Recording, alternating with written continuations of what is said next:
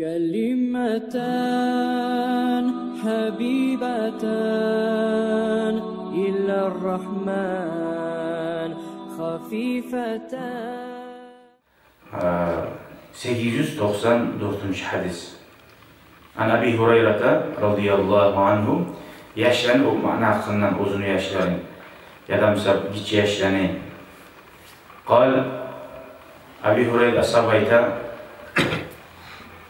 Qabbala Nebi sallallahu aleyhi ve sellem Peygamberimiz aleyhisselam öptü dey Al-Hasan bin Ali radıyallahu anhu Ali ashabanı ulanı Hasan dey. Uzun kızını ulanı Hasan. İkisine de Allah razı olsun. Dağı فقال الأقرع bin Habis. Peygamber yanına Aqra deyen kişi bo'lgan Peygamber yaşını o'pgan zamonda. Fatimani aleyhisselam. O kişi o'shaqmagan. Arablara bir qattiqat bo'lgan bir. Aldın bizde de bo'lgan ullar belli yaşını tutmaya yaramay. Şuyla şöyle bir qo'rqoq adamlar bo'lgan.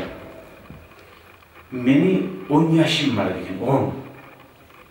Ma qabbaltu minhum ahada. Şu 10 yaşını bir kere o'pmaganman degan. Şu distansiya bu yetkin yaşlarına. Bir kelime birine okumaganman degan. Faqala Rasulullah sallallahu aleyhi ve sellem Peygamber dedi. Man la yerhamu la yuhamu. Kim yazıksını şöyle suydurup bacarmasa o zuvarda Allah-u Teala'nın yazığı çıkmayacak. Ve o zuvarda rahmi olmayacak. Her bir işinde o zuvarda bir çort adamlar olacak bir. Hemen yürekli, katlı yürekli. Şöyle adam ben Allah-u Teala o zuvarda karşı etti. Bir ozunun yüreğinden rahmi yok. Sadece yaşını oynama gerek, yaşını bıçaklama gerek.